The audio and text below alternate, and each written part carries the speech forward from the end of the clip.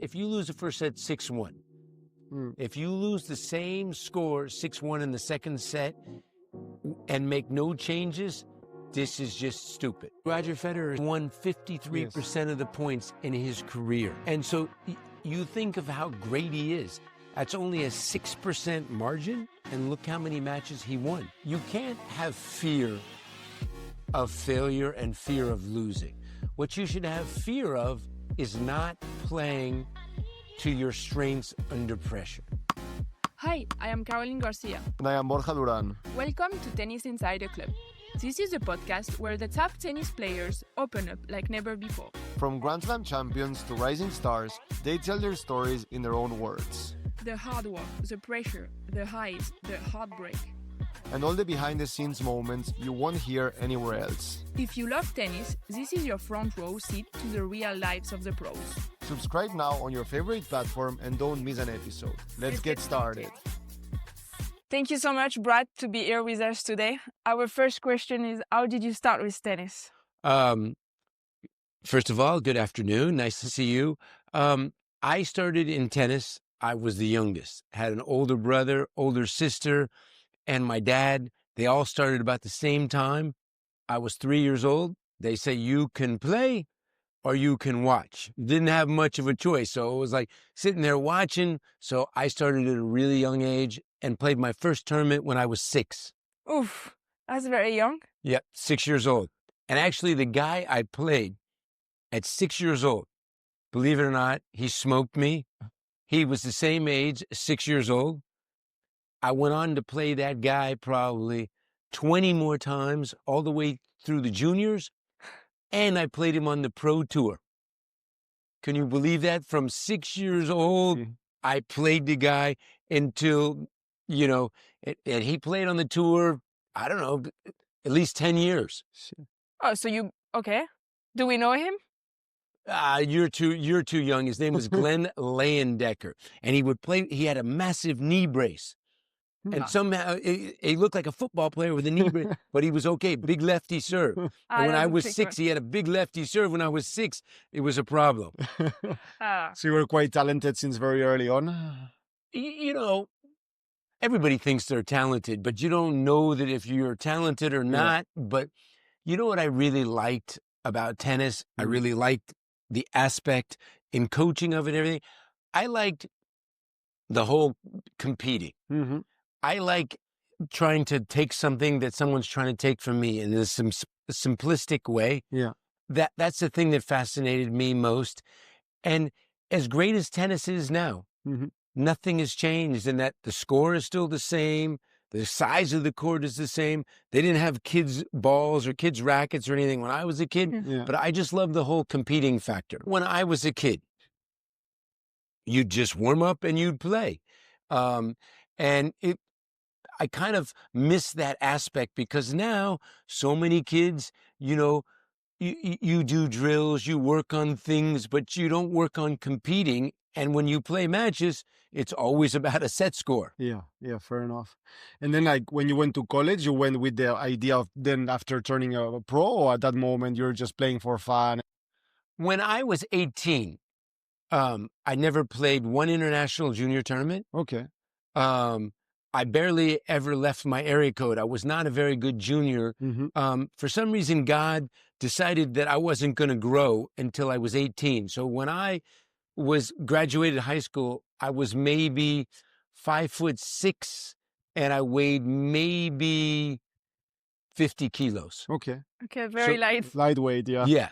And so my freshman year of college, I grew and I met my coach, and I had never really had a coach. And that's when my game got a lot better. When I was like from 18 to 19, I went from like here to like all of a sudden I started doing way better. And that's when I started first playing professional tournaments when I was 19. Want to watch tennis matches or shows that aren't available in your country, or stay secure while traveling or texting on public Wi-Fi? That's where NordVPN comes in, the fastest VPN in the world. It lets you switch your virtual location, protect your private data, and even save money on flights and subscriptions. I've been using it the last 2 years while on the road, and it gives me peace of mind knowing my connection is safe, whether we are at a tournament, on a holiday, or at the airport. Right now, NordVPN is offering Tennis Insider Club listeners an exclusive deal. Go to nordvpn.com/tennisinsider and you'll get a huge discount plus 4 extra months on the 2-year plan. And there's no risk with your 30-day money-back guarantee. Again, that's nordvpn.com/tennisinsider. The link is also in the episode description and in the QR code on the video episode.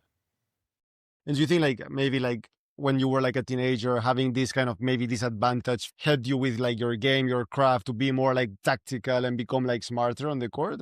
From a very young age, even when I was, let's say, 9, 10, I was always thinking about what my opponent did or what they were. I was always thinking and fascinated, what my brother and sister were doing. My older sister was a pro on the women's tour for maybe 5 years. Okay. My dad made the craziest decision ever.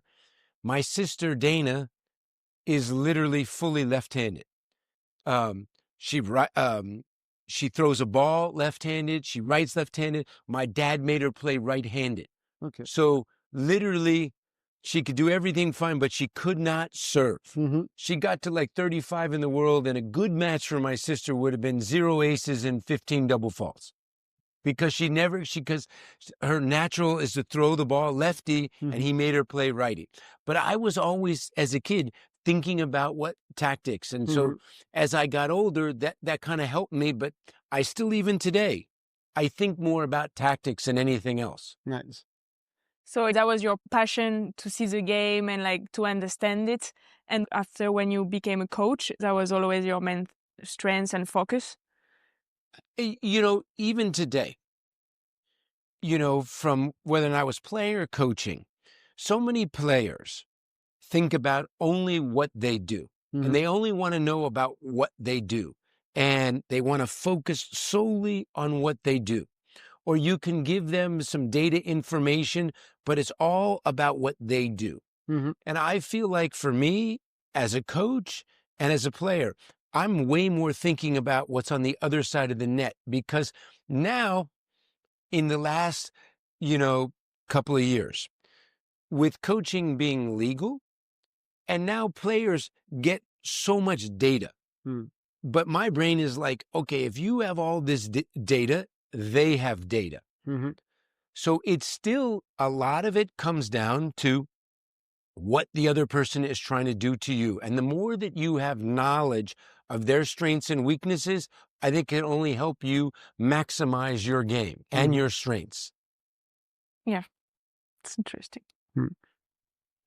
And this is like, you were like obsessed also before the match, or it's like more like a skill of what's happening on the match while you're playing, or you took like also like time to prepare in advance, how like this studying the style of the opponent? I can tell you, every player I worked with is different. Andre Agassi, literally the night before, we could talk about the tennis for 3 hours. And he also, after the match was over, had a photographic memory. He could remember every single point. So let's say if you told him at 3-all, in the third, break point, you should have taken that forehand and come to net. He'd stop you, and if it was a 17-ball rally, he could recite the 17-ball rally, every single point, every single shot of the entire match. If it was 5 sets, he didn't forget. When I coached Roddick, maximum you would get to talk to him about tactics is 20 seconds. That's it. And sometimes, to do the best coaching with him, if I wanted him to play the forehand, I have to tell him to play the backhand. So then he would play the forehand and he would tell me I was wrong. So every player can be different, and you have to understand that. And that's the beautiful thing about coaching, is trying to find that balance. What can make them better? Did you always knew you wanted to be a coach when like you were playing tennis? You knew that afterwards you would like to go coaching? Not really. Okay. In 1994, I was in Miami playing, it was on Key Biscayne, and I was ranked 25 in the world. Okay. And I was 33 years old. If you asked me, I thought I was going to play another 2-3 more years. Andre asked me to go to dinner, which I did, and we had a long dinner. And little did I know he was kind of feeling me out about coaching him. Okay. I started the next day coaching him. He was ranked 30 in the world, coming off an injury. And then 12 months later, I played my last match, and he went from 30 to number 1 in the world. Oh, that's crazy. So I coached and played for a full year. Then I transitioned into full-time coaching. Nice. So he knew before I did that I wanted to coach. But I'd like to think of the biggest impact of my life was my coach, who I met when I was 18. His name was Tom Shivington. I was with him my whole career. Sometimes your wife's biggest fear is you become your dad through osmosis. I like to think of I became my coach a little bit. Okay. Because so much of what I learned from him, you store it. Yeah. And I just told him I got a chance to coach better people. He had to coach me. Yeah. No, it's true. No, they say that you're the average of the 5 persons you spend more time with, and with a coach, you spend like a whole amount of time. So Totally. you better be like wise with who you pick as a coach. No, totally. And, the interesting thing about coaching, it's all about together how you guys can process and grow together. Yeah. And it's, every person that I've coached, it's a different subject. And once you finish with somebody and you start, you don't try to make the next person the same. Yeah. I don't have a coaching style. Some coaches have a style. My style is whoever I'm coaching, you just try to make them the best player they can. Try to help them fulfill their dreams and become the best version of themselves. Yeah. Yeah. I think like when you see, like these coaches who are able to have success with many different players, different styles, at the end, I think like one thing that they need to have is empathy, the empathy to understand how they function, how they feel, and then adapt, your messaging and what you want to transmit to the player. Yeah. What did Andre told you to convince you to do tennis and coaching at the same time? Well, we went to dinner that night, and he was asking me a lot of questions about where he was in his tennis life and where he was going and what did I think he could do. Yeah. And I had played him 8 times. And I told him, basically, you lost to me 4 times. Okay. I never beat you. You lost to yourself. And I felt like he wasn't maximizing what he was doing because too often he would have 50 winners and 50 unforced errors. And he was trying to play too big, like you. And he didn't give the other player a chance to lose because he was trying to play the same against number 1 in the world against 75. And I felt like he just needed to manage his game a lot better. Yeah. And I basically, at the end of the night, told him, I think I could help you. And that was it. We literally just started the next day, and we both, we warmed up together. I had to play a match. He had to play a match. And then we just kind of figured it out from there. You never played against each other in that year? No. No? So that would have been fun. But I told him that I didn't beat him once. Yeah. He just was losing to me. Okay. And I told him, the biggest thing that I felt like for him, if he had 10 winners and 10 unforced errors, you would hardly ever lose.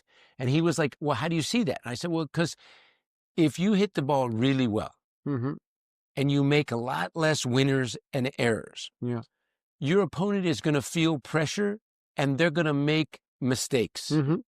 But you make so many winners and so many unforced errors, you don't give your opponent a chance to make these mistakes. So, and that was just the biggest change. It wasn't changing his forehand, changing his backhand. It was actually changing his thought to the person on the other side of the net. Yeah, putting always pressure on the other one, but maybe being a bit less risky. So like you play massively risky. Yes, you do. Massively risky. I can't believe you won that match last year against Coco. You played your best match maybe last year against Coco in Miami. Yes. Yeah, that was a good one. one. But you play massively risky. Yeah. And so when everything is going great, you can beat anybody. The problem is when you play massively risky, you can make a 75 to 150 player all of a sudden have a much better chance because you're assuming a lot of risk that maybe you didn't need to assume. You understand that? Yes, unfortunately, I do understand what you mean. Yeah. So, but that's not the same for every player. Some players maybe don't risk enough, or some players, you know, that's the nuance of coaching that you have to understand. Each player has different strengths and individualities that you need to try to figure out. And that's the big challenge of coaching. And now with all the data and then the coaching that's allowed in the match now, that's a big change for the player-coach relationship now. During the matches, now that coaching is allowed, do you try to give a lot of information to your players? First of all, I'm glad that it's allowed because it stopped the cheating. Yes. There was lots of cheating, and maybe if you were doing it in a different language, you might get away with it. But there's a balance. Now I feel like it's a little bit too much when you have these tablets. Yeah. You know, like they have the tablets. So when I'm watching a match and I'm coaching somebody, I never look at the tablet. I'm still looking with my eyes and trying to process, you know, what they're doing. Like, you know, you against Coco in Miami, you were serving wide every time, first ball, open court. But the tablet might tell you, but you still got to be able to stop that. And I feel like you can coach too much. Sometimes players look at the coach after every single thing. They want to know where to serve, and then it becomes too much. Yeah. So there's the balance of too much and none. But some players, you know, want more, some less. And that's the biggest challenge of the coach-player relationship, is finding that balance. Yeah, some people are more intuitive, no, and like they can figure out like there are like solutions by themselves, and others maybe need more guidance, no, because they don't have the ability, or they're too stressed, not that they cannot see like these kind of things. Yeah, and maybe the greatest skill is a coach can give a player is that you help them learn on their own, and you help them. And sometimes when you gain more trust from a player is when they're adamant about what they should or shouldn't do. Yeah. And maybe it doesn't work. Yeah. Maybe then I should have. Or sometimes then the coach can give the strategy and it doesn't work out. You know, those are also, you know, my coach told me, listen, if we have a plan and you're down 4-1 double break in the first set, he would say, shit, the plan ain't working. It's time to start thinking about changing. Yeah, fair enough. And then he used to tell me, don't lose. If you lose the first set 6-1, if you lose the same score 6-1 in the second set and make no changes, this is just stupid. And, you know, sometimes you can lose a close set. And it's a good idea that maybe you don't need to make changes. You just were a little bit unlucky and you stick to the plan and things get. But if it's not turning around, you have to be flexible. You have to be adaptable. Yeah. And sometimes you have a thought, but your opponent, maybe on that day, his backhand or her backhand is better. The forehand is better. So you have to make changes. That's the most important thing a coach has to be willing to recognize, and the player. And what about like when you win the first set 6-1, easy, and the other one in the second, change and adapt? How should you react? Great question. So I find that players feel like when they're doing something well, they sometimes will stop doing it because they think, okay, they're going to make this change. I don't want to be too predictable, and you change. Sometimes you look at a number and a player will tell you, Coach, you see, today I was 9 out of 10 coming to the net. And my coach would say, you know what? That's a shitty stat. And you go, that's 90%. And he'd say, if you would have come in 20 times and maybe you win 16, that's a difference of 2-3 games. Maybe instead of losing the set 6-4, you win the set. So if you have a good number, you want to multiply it. Yeah. And don't change a winning hand until they prove you wrong. If you're serving every time to the forehand and you're winning every point, don't change. If you lose one, that's not enough to make you change. Mm-hmm. If they start getting onto it and you're losing 3-4 in a row, okay, now we got to change. But don't change a winning hand. Yeah. And when you want to keep doing that is when the score is close. Yeah, keep doing what is working, and what is not, maybe try to adapt. No, but so that part of tennis hasn't changed when I was playing to now. As great as the athletes are, as great as the movement is, all of the technology, it's still about finding your strength to your opponent's weakness, avoiding your opponent's strength to your weakness. Just the simple tactics can make a huge difference in changing like I say, you could ask a 12-year-old kid, if the score is 6-4, 6-4, and you say, how many points more do you think you need to win? And a lot of kids will say, oh, maybe 20 or 30. And a lot of times it's 5, 7 points total in a match. So the margin can be very small. And so if you can just change a small margin, you can change a lot of wins and losses. Yeah, that's the craziness about tennis. You can lose the match, but you won more points than the other one.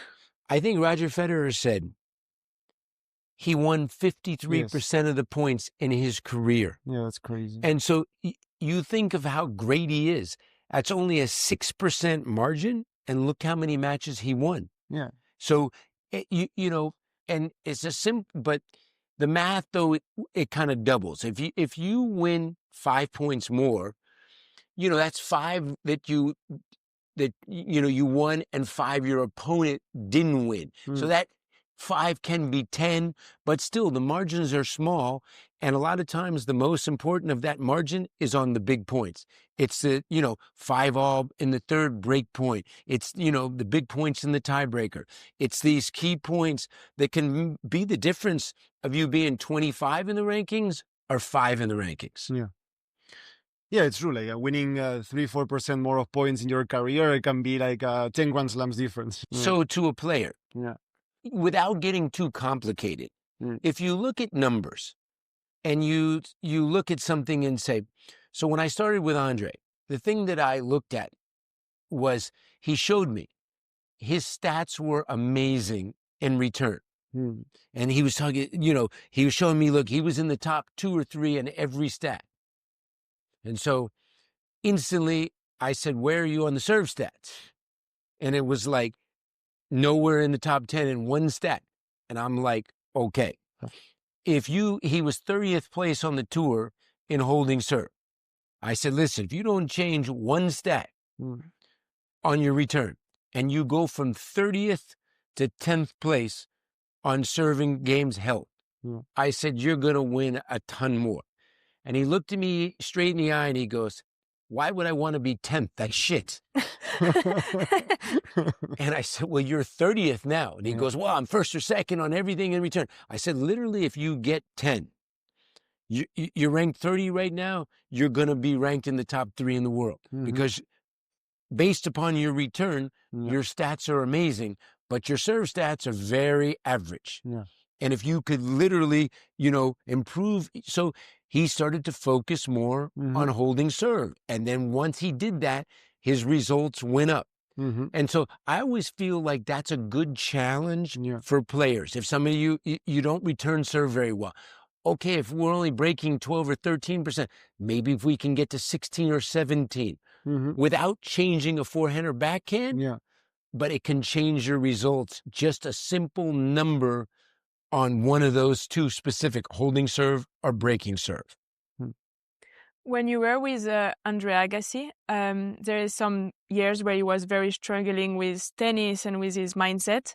How was it for you as a coach and obviously like close team to help the player? I can tell you as I look back to what happened in 97, you know the expression car crash? Not sure. A huge car crash. Yeah. This is what it was. It was a massive car crash. And the most frustrating part, it wasn't because of the tennis. And maybe I fault myself because I didn't know what was wrong. he didn't tell me what was wrong. Yeah. But it was in his personal life that he wasn't happy. And so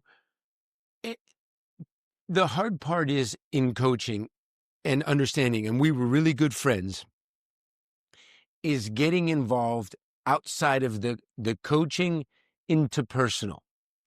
And sometimes when you do this, and it can lead to the end of your coaching once you go into telling him about what's going on. But if he would have asked me about this, I would have been honest.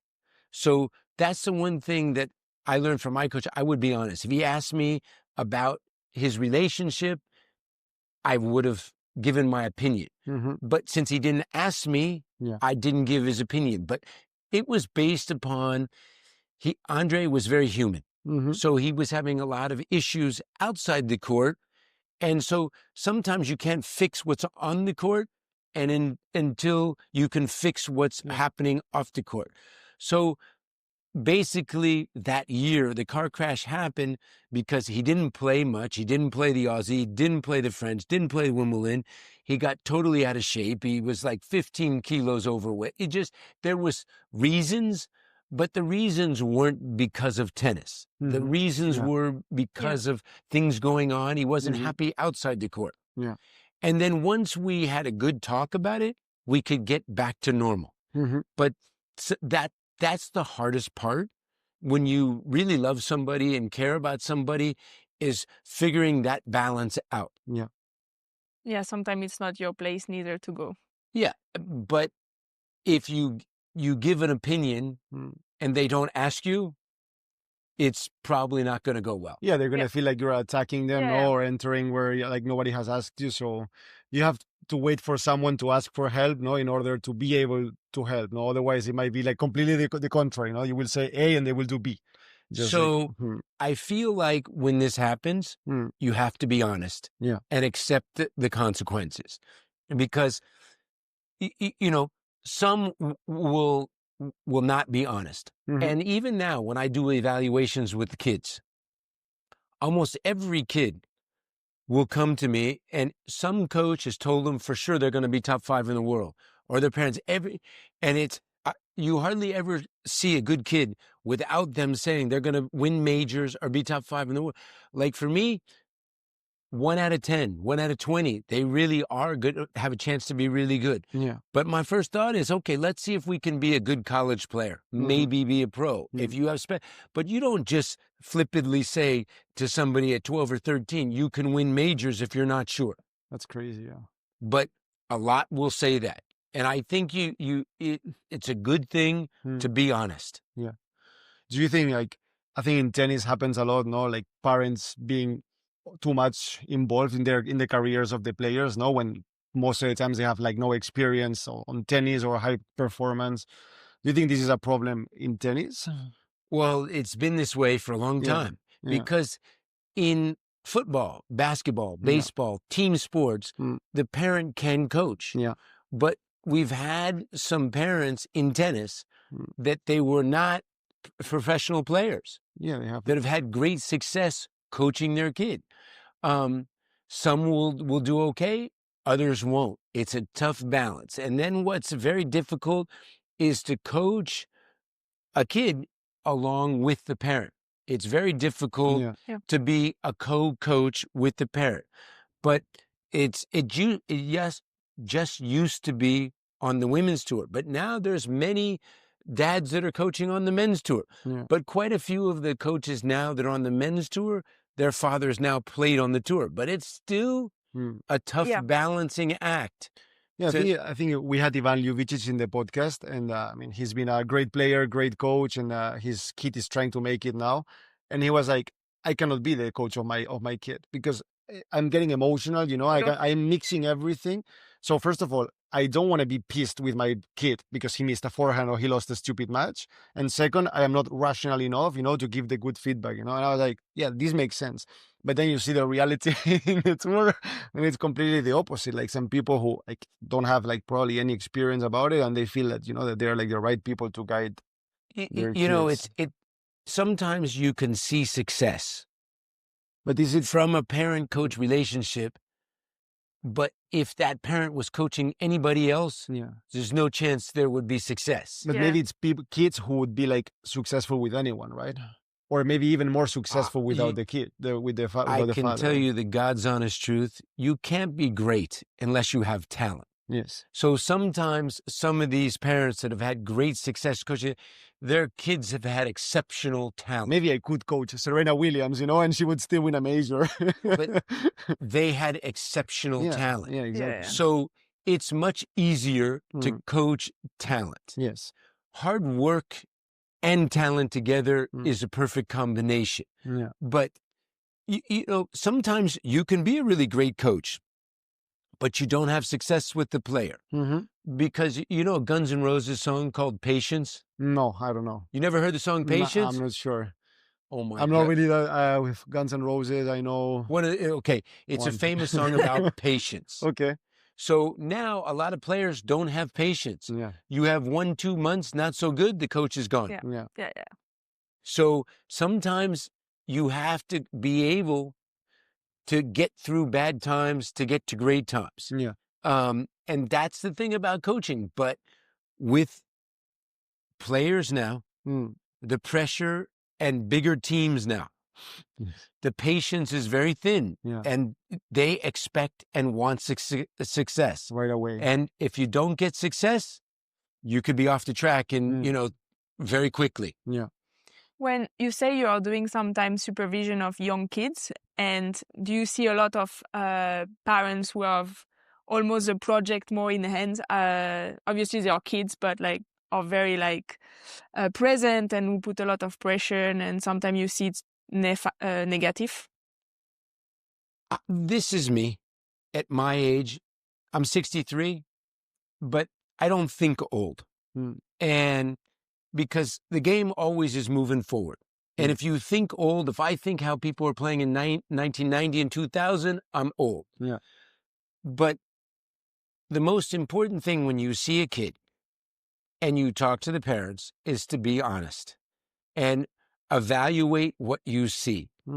And sometimes there's a skill set that is different. Sometimes you can see a kid hit great, but doesn't compete well. Yeah. Sometimes you can see a kid doesn't hit that well, but they compete great. Winning ugly. Yeah. So this is an intangible, which also comes down to the kid, boy or girl, his passion to compete, which I think is so important. Yeah. And if you're competing for somebody else, it makes it much more difficult. And toxic.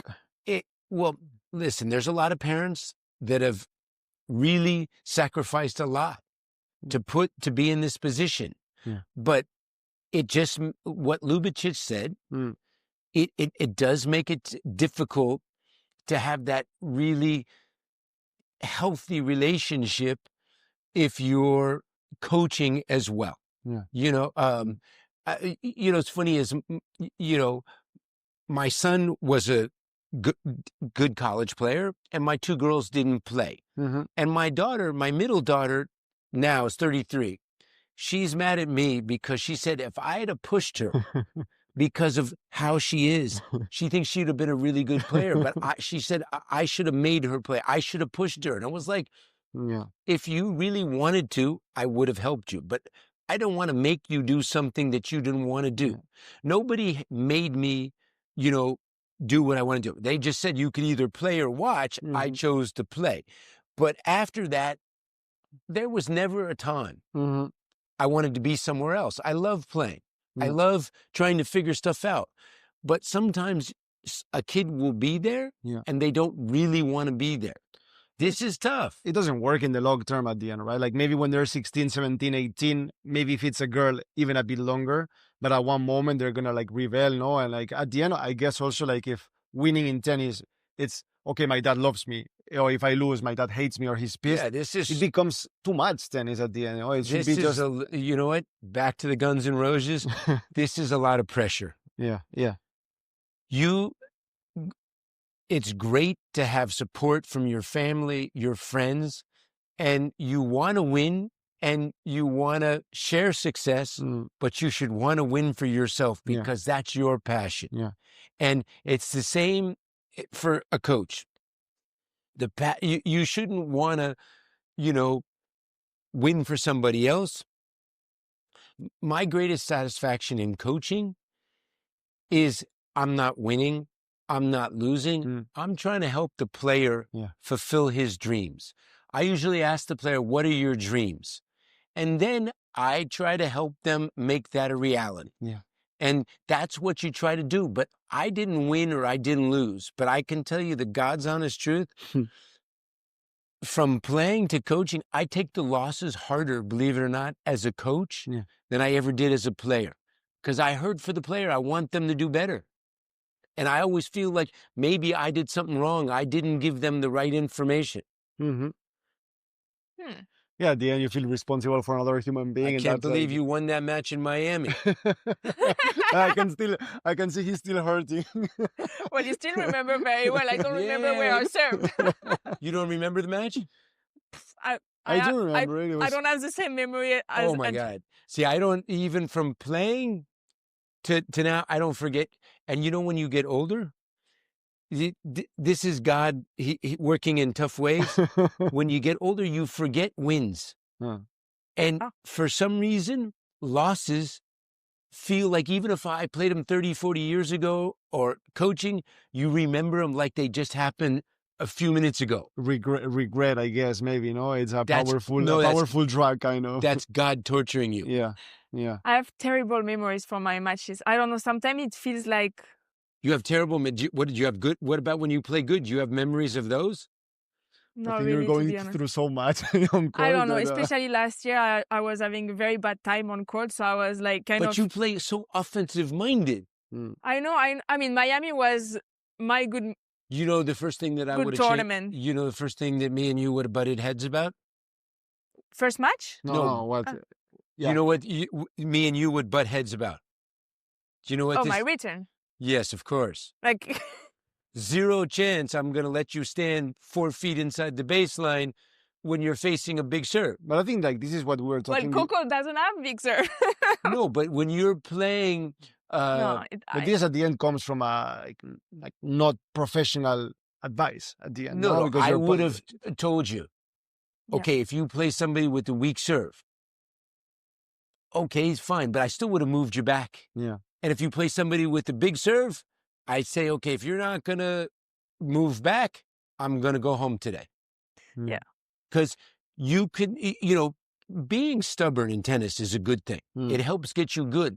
But then sometimes it's not being flexible, as to your opponent's strength that maybe if it's not going well, I can make a change and maybe the other person is looking, Caroline just moved 10 feet back. Now maybe I'm going to serve a kick serve. Then maybe I can move, I just feel like if you're talented, you can be more flexible. Yeah. And the more complete you are, also the easier it is to be in peace, to know that you have the tools to handle every kind of situation. Or if you only have one plan, it's like you have to pray that you're feeling the ball incredibly well, because otherwise you don't have So I tried with one player to make one change and never could. But he would bring up some good points. So Andre stood on the baseline. Yeah. And when he would play Pete Sampras, I said, just one time for me, move back. Just move back. And he would say, no. He'd say, I'd rather die than move back, because he felt like if he moved back, he would open up more angles, and that all of a sudden he didn't feel comfortable being a little bit farther away, and his movement wasn't, he just felt like if he was on it and it would work. Yeah. But against a couple of guys, sometimes it wouldn't, and I tried every single time, and he goes, don't you ever, but that's me, I'm stubborn. Yeah. Because sometimes you just want to see if they can try, because it's not as much for you, it's for the opponent to see different. In practice, he was not trying either? No. But I told him this one time, in Lyon. Quick court, very quick court. Very fast court. He played this guy, Caro. You don't really, okay. No. You're going to look him up. Yes. He played a little bit like a better, similar style like Arnaud Clément. If you played fast and wide, very dangerous. And Andre lost to him at the U.S. Open in 5 sets, hitting the ball 1,000,000 miles an hour, and the guy just would redirect. So we're in Lyon, and I said, Andre, hit the ball down the middle and hit it up in the air. And he says, are you serious? And I'm like, yeah, just hit the ball up in the air and hit every ball down the middle. 11 minutes, 20 points to 1.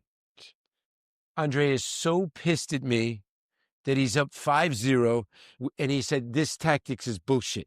I just hit the ball down the middle of the court. The guy can't make one shot.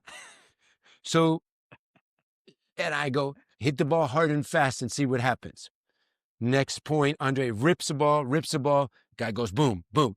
Next thing you know, he loses 12 of the next 13 points. And I say, hit the ball down the middle and straight. 6-3, 6-0. And he's like, because sometimes the guy could play so much better if you made him react. But if you made him force, he would make mistakes. Yeah, exploiting the weaknesses of your opponent, it's But he was so mad winning this way. He goes, this is a bullshit way to win. This is like how you want to win. I said, yeah, exactly. I think Darren shared also something similar of one match that he also told him, just push the ball, kind of. And like he won 6-2, 6-2, and he ended up the match saying, I played like shit, And he was like, you won 6-2, 6-2 like 2 months ago. You lost the ball against him. I was like, yeah, I don't like to play this way. See, that's how I like to play, by winning the score. Yeah, fair enough. And I try to think about like this. Like a chess game.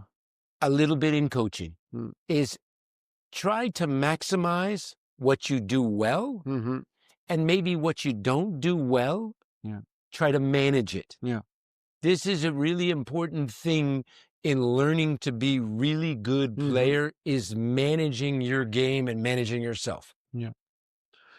What about the mental part of it? Because tennis is like a super mental game, whereas you said like matches are decided in 4 or 5 like specific points. How do you work on the mental, on like being able to deliver, stay calm in big matches, in big moments? For me, honestly, the most important thing is just having a positive attitude. And everybody's different. Yeah. Some people need to maybe have deep conversations with somebody and get into these whole routines. I'm okay with that, but I think sometimes you can get into too many crazy routines. You see one girl invented, I think it was Hanchikova, where she turned her back on the return. Then the next thing you know, everybody is turning their back. Or Sharapova kind of inventing the tapping and the clenched fist, and they all do it. So when you see people do a routine, it can't work for everybody. Yeah. No. But people tend to try to copy what other people are doing. Yeah. So it's okay to have these discussions with somebody, but it still comes down to competing and executing. And I say, more than anything, you can't have fear of failure and fear of losing. What you should have fear of is not playing to your strengths under pressure. This is the most important. What you do well, if you're in a tiebreaker, you try to do it. If you have a big forehand and your best shot is your forehand inside out, not the time in the tiebreaker to start pushing it. Or if you serve wide, that's when. So you want to try to do what you do. And sometimes maybe the best thing is to free yourself from the score. You free yourself from the score and you just, play the moment. One of the best, you wouldn't think it, but because of the way he plays. But over the last 10 years, in big matches, the greatest tiebreaker player I've seen is Novak Djokovic. In tiebreakers, he'll just simply not miss He will simply just kind of pull back for a second, and then he can force you to miss because it's like you're thinking the guy's not going to miss. And maybe they don't want to, and if the guy starts playing huge, then maybe he will. But he can win by just playing solid and smart. It's such a beautiful thing to watch. But it's a strength that he has that he can come back to. But I feel like sometimes people get to these business ends of a set and they forget what they do well. Yeah. And they maybe try to overdo something. Mm-hmm. And so you coached Coco recently. For you, how much like players and the generation change compared to Roddick and Agassi, in like the way they deal with tennis? And well, the biggest change from Agassi to Roddick to now is the top players have big they have a lot of people on the team. When I was with Andre, it was literally 90% of the time it was just me and Andre. With Roddick, it was maybe then it was a physio. So now you could literally have 6, 7, 8 people, and so the balance of that is a little more difficult. But the game is still the same. The players are better, but I still feel like there's areas in everybody's game that they could maximize. So instantly when I started coaching Coco, I started thinking about what she can do to maybe hold serve a little more. Maybe what she can do to maximize her return game. I think about the little things. Now they give you so much data. This, on all the opponents, everything. But I still feel like when I look at anybody, I just instantly look at what we're doing well. Maybe we could figure out how to make a little bit more from what we do well, and maybe what we don't do so well, how can we manage that less? Because if you ask almost every player, literally, they think every shot is great. Every shot is great. One player I coached, I was asking him about his game. And I said, what's your best shot? Backhand. I go, your backhand's your best shot. Okay. And I said, you know what? Every time you go for your backhand, which you do all the time, I say you make 2, 3 winners and you make 10 unforced errors chasing the 2, 3. Yeah, but then he goes, those 2, 3 winners are big ones. And they make a big statement. And I say, but in simple math, Doesn't work. it doesn't work.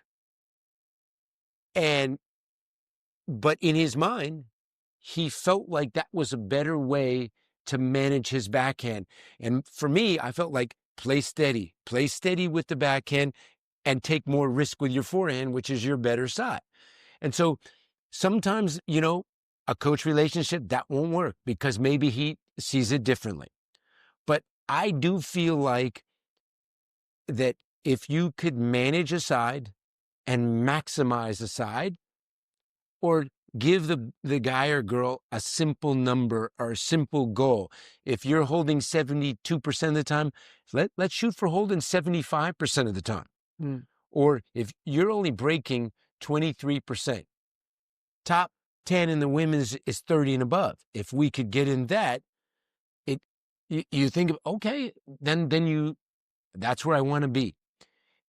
Or you're 60th place on the tour and second serve points won.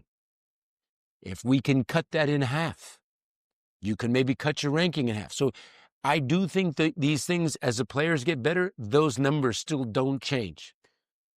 Do you think there's like I don't know how to say, like lack of professionalism on coaching in tennis?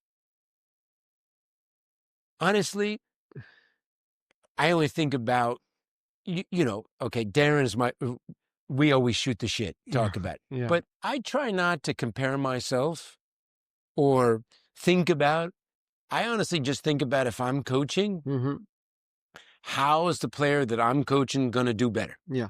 And that's it. And then if you watch other players and coaches, you try to figure things out, but your simple task is I'm coaching this player, and you're judged upon if they're ranked 10 and now they're ranked 15, people are going to say you did a shitty job. If you're ranked 10 and you go to 2 and you win big things, they think you're a genius. That's how you're judged in coaching. It's very simple. It's the same as a player. If you're ranked 50 and then the next year you're ranked 75, you win. Okay, if you go from 50 to 25, geez, somebody's doing a great job.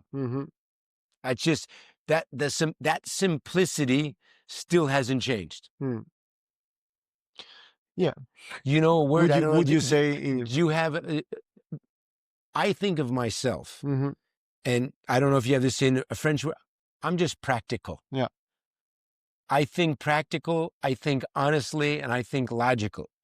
Because I didn't have super talent like Andre. Yeah. But I had super, ability to not be afraid to lose.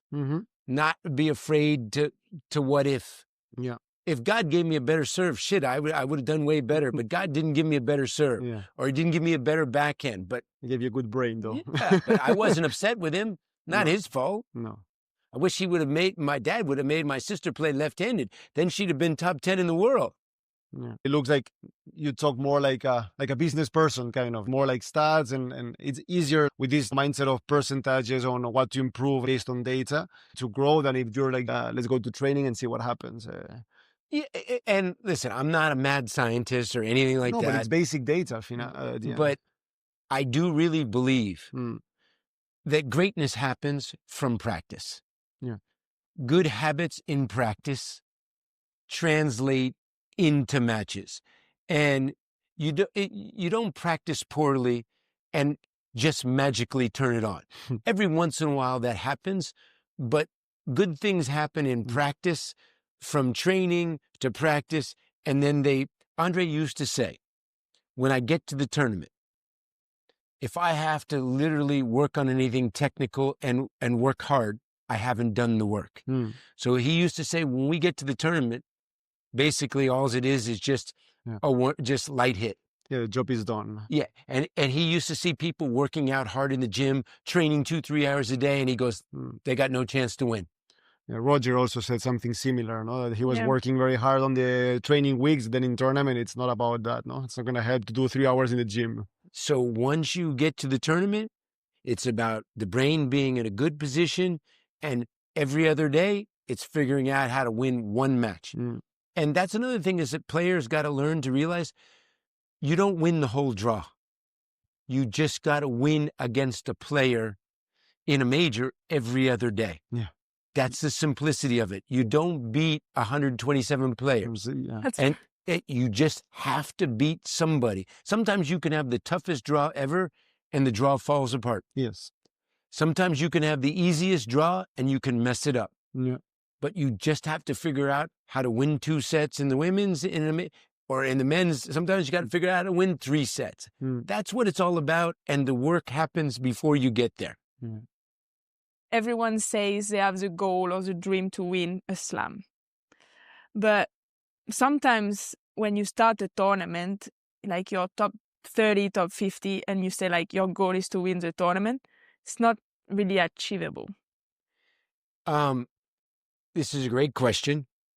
And occasionally you do get somebody that wins a slam that you never saw coming. Yeah. So that does broaden the spectrum. But if you're 29 years old and you're 40 in the world and you've never been top 10, but you're still holding on to, like, I can win it. Listen, making the second week is a great result. Yeah. And you have to be okay with that. But I do feel like there's been a lot of great juniors.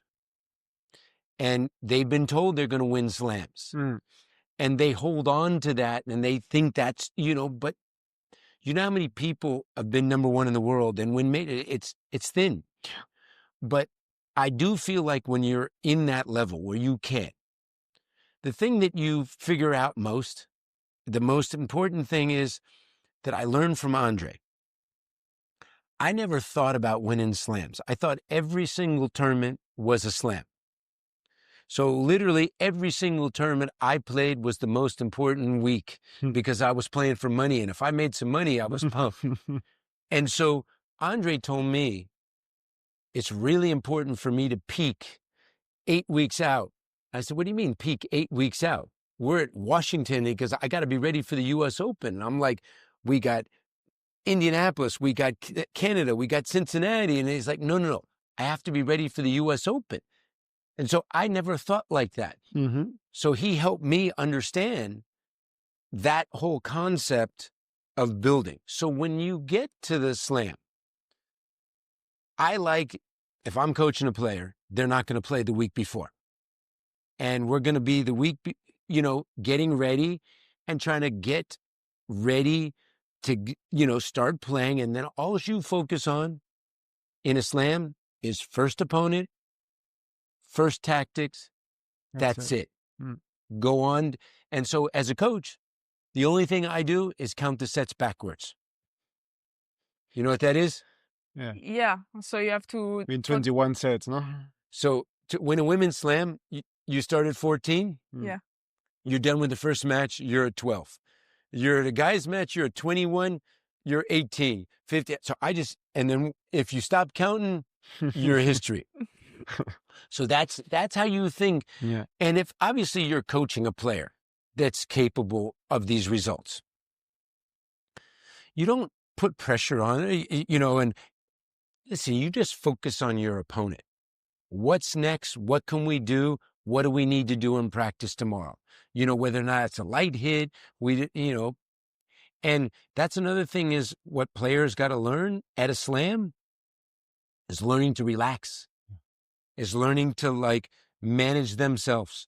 Now with social media, it's got to learn to maybe shut that off or learn to shut off your TikTok or shut off your Instagram and learn to just watch a movie, watch some tennis, relax and focus on the next day. Yeah, otherwise it becomes too much, no? And you arrive to your match exhausted. Oh, totally. Yeah. Do you think being happy and maybe finding a good balance in life, like maybe having a wife, kids, or like a good friendships helps? Because maybe sometimes from the outside noise, it looks like the biggest athletes are only about that and it's 24/7. I can tell you of my personal journey. Yeah. You've been number 4 in the world, so yeah, I would consider you. I had my best year when I had a kid and got married. Because if you have good balance away from the tennis, you get to the tennis and you realize that I'm not going to say that but you learn to balance the tennis, that now you have something else that's as important and something else that you look forward to. So, but some people maybe don't work well and they're either all or none. And if they have to give up their time, they're not as good. And so, listen, every player is wired differently. Of course. For me, I was in my best place when my wife and kids travel with me. This is, this made me the happiest. In a way, maybe, it helps you take it lighter so you feel less pressure. And as long as you're still working hard and putting the hours to be less or have a healthy obsession, and not tennis is all or nothing, maybe it helps you also to play better. I still get pissed after losing. I just try to do it away from the wife and kids. But it's not life or death, or maybe it is. But after, as your wife is there, you cannot be crying in your sofa for 2 days because she's gonna kick you. I think in tennis, as you get older, you start to realize it's a fun job. Yeah. You don't realize it's really a job. But I'm 63 and my entire life I've got to do tennis. But you do realize at some point as a tennis player that you've got a short period of time to make the most of it because it will be over. And I realized that pretty early on, that this is a great job. And that's how I thought of it.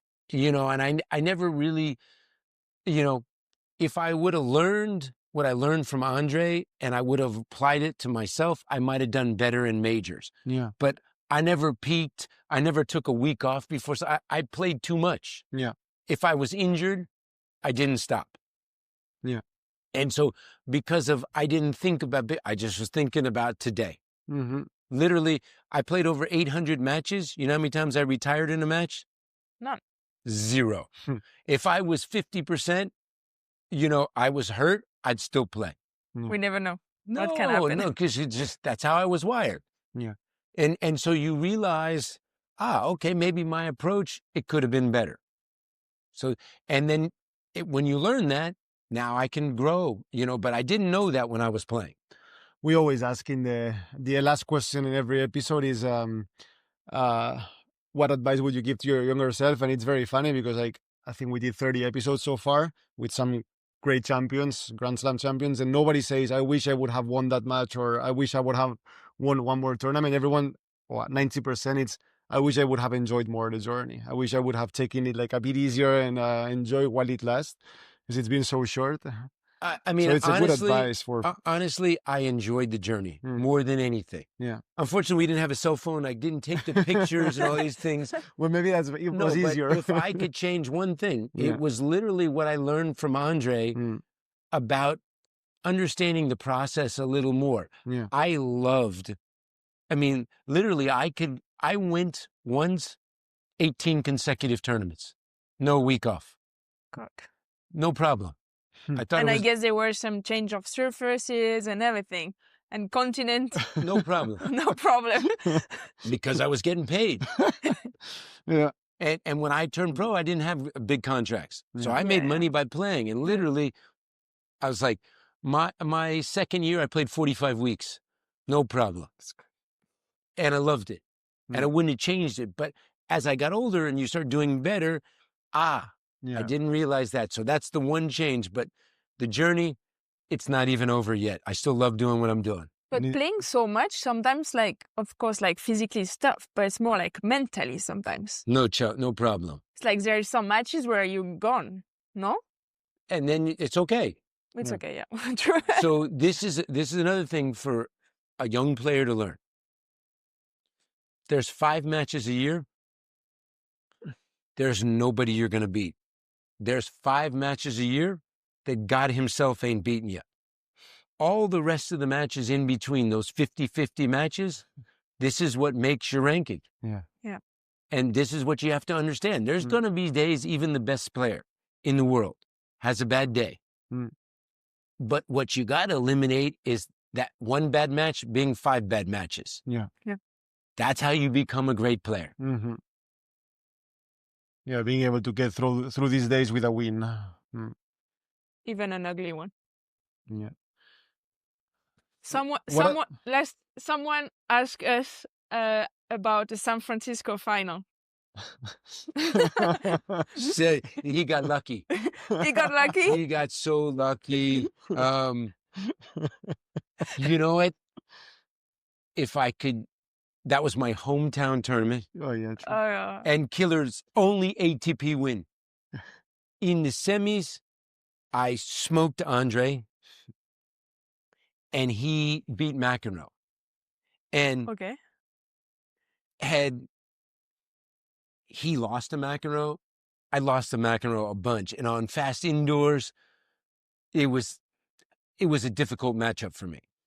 But playing Killer, then I remember my wife got so mad at me because the night before I had 30 friends over. We had a good time, drank a bunch of beers.